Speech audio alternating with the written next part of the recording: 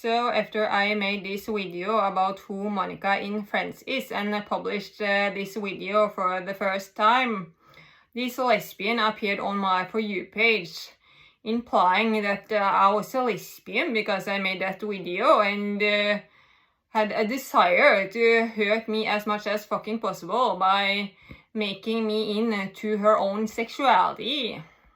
So obviously each time you are working and you're doing something work related, you're being a lesbian, since that is what you are assuming I am doing. No, I have been working for 2 days with that video. Work, work, work. And I've been sitting inside of a hot fucking room. And it is a pain in the ass, but what am I not doing for world peace? And my alternative is not so much better. I have the option to not work and just sit still and be tortured by time because I'm not getting social stimulation from anyone. And I have been working for 33 years and still I have to handle crap like this, where I'm being discriminated by people implying that I'm doing this for fun while I'm working. If you are working just because you are a lesbian and other fun reasons, that is you and your body. It is not okay when I am saying that I am working with world peace and that is what I am doing, to imply that I am doing this because of my fucking sexuality. And not only that, it is the wrong fucking sexuality. It is so fucking disgusting to see someone which is so fucking excited by trying to distract someone as much as fucking possible by making them into their own sexuality. And at the same time you think that you are pretty enough to beat this. Yeah, you have no fucking self-insight. But problem is this, that many people are very stupid and many people does not understand anything with respect to body language. So after this video of this lesbian appeared on my For You page on TikTok, I talked about in between four walls how harassed I was by this video because I'm fucking working and you're implying that I'm doing this because of my sexuality. I was at the gym today. And while being at the gym, this post appeared on my For You page saying that there are some real women which go to the gym and work at the work location, like it is not a working location to work at home, and like that is not good enough. You mention my gender, you mention the gym while I am at the gym without telling about this to anyone. And you base your content on something which happened in between four walls.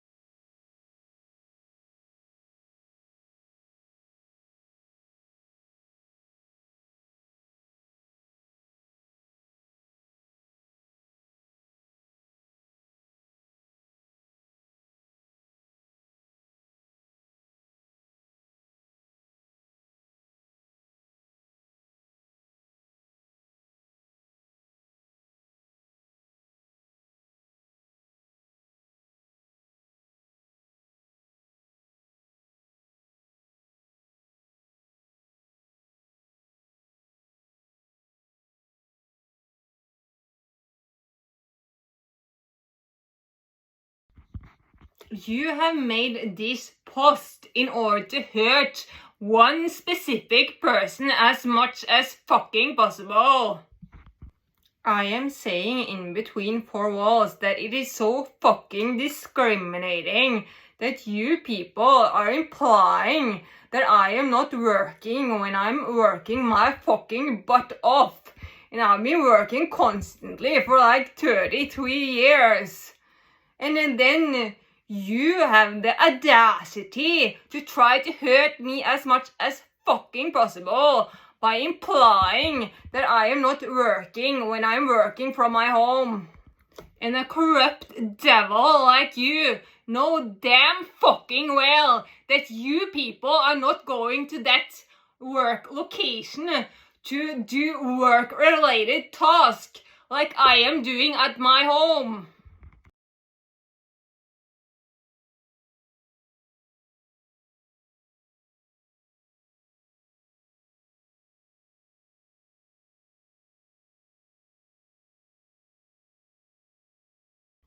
Yeah, so that is you and your body. If you want to tell about this, put your name into the fucking story, not my name.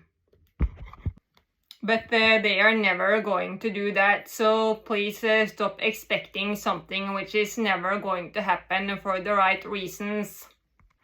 But yeah, it is difficult to not hope something about anything, because this has been going on for 35 years, and then you look for hope in a piece of dust, even though you know that you're going to be disappointed. But I'm curious, what about this video, who is Monica in Friends, makes me into a lesbian in your lesbian brain? Is it because Monica is a woman?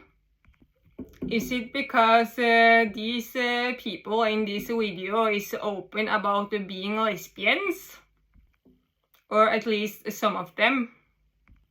Because being open about being a lesbian does not change the fact that most people are lesbians. If you subtract the part of the population which is men. However, the fact that most people are lesbians does not make me into a lesbian. I do not know how to break this to you, but because I am talking about lesbians, I am not a lesbian. That is not a very difficult logic, but you know, some people struggle with everything. And something which can fall out of the picture because it had nothing to do with what I was actually doing is that this is family. So you are insinuating that I am a lesbian because I'm talking about family. And because there is a lot of lesbians like you, there is a lot of women with power, and I have to talk about what occupies people. And how does the fact that I am talking about lesbian people make me into a lesbian, when you, which cannot imagine that other people actually are working? Yeah. How does it make me into a lesbian and that I am talking about lesbians, when you have a brain so filled with lesbian thoughts that you cannot imagine yourself that other people actually are working, and who does not respect the sexuality and of other people and approach them no matter what they are saying about their sexuality. I'm like, I'm straight! Yeah, and that does not prevent you from approaching me, so why does it make me into a lesbian that I'm talking about lesbian, when you do not fucking respect my sexuality? Do you know why I made this video about Monica?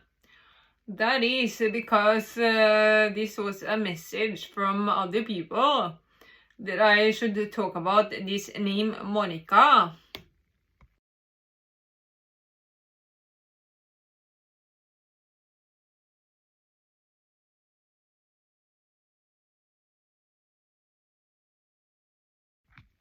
And I was like, I know who Courtney Taylor Olsen is because she has the same name as Courtney Cox. I know who Courtney Cox is. I know who my non-biological aunt Monica is, but I do not know who is supposed to be the real Monica, so I cannot talk about this. Who is Monica? And I was like talking to myself, and I'm like, is it like Monica Lewinsky or something? Is that the case? And I looked her up, and I was like, oh, yeah, that is the solution to my problem. Therefore, I could not connect these people together because I did not have enough knowledge about these celebrities in order to connect them together.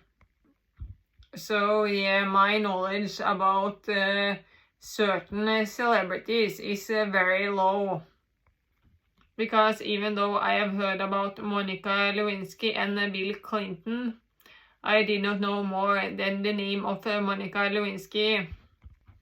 I understand that you are looking at the world with stupid and insensitive eyes, and to you many things looks pretty. For the first thing, I am straight. For the second thing, you are too fucking ugly. But you appear on my For You page anyway, because you think that you are too hot for other people not to like you. But I am telling you this, that a man with my sensitivity level would not consider you as a partner at any fucking point in time.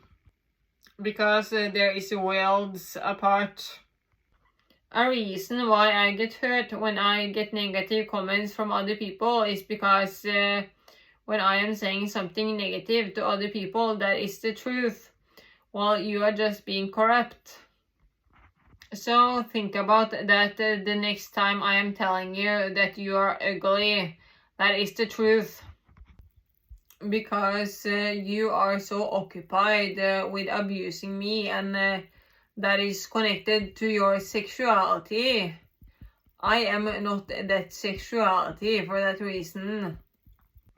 They have found a way of communicating without other people knowing, and then they think that this is secret.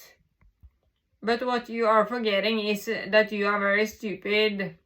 And you are telling other people in between the lines that you are communicating all the fucking time. But then these same people probably makes this video popular, where they are saying that if you have nothing to hide, why are you hiding it?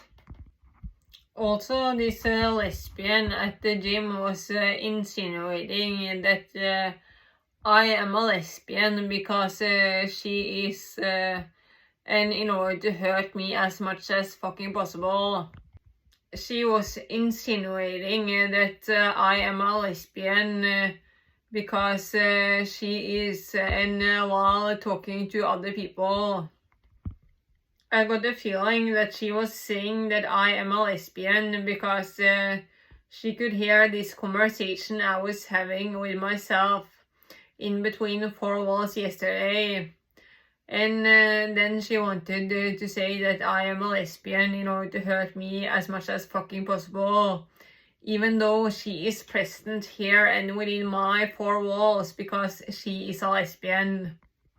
My sexuality is none of your fucking business because I am not using my sexuality to hurt other people. These were the same people as those people that said that my deadlift was noisy because they wanted to hurt me as much as fucking possible. Yeah, and what did I say? I said that they said that my deadlift was noisy because they wanted to hurt me as much as fucking possible, and not because they actually thought that my deadlift was too noisy.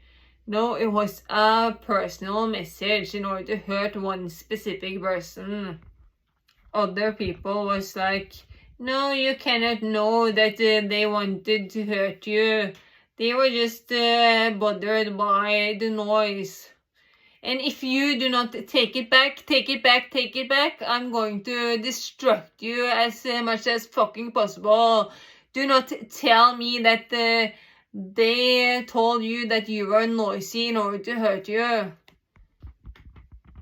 You must obey everyone because you are making noise, and even though they are not sound sensitive and do not notice the effect of that sound, you have to burn in hell for all fucking eternity, even though they only mention that you are noisy because they wanted to hurt you as much as fucking possible.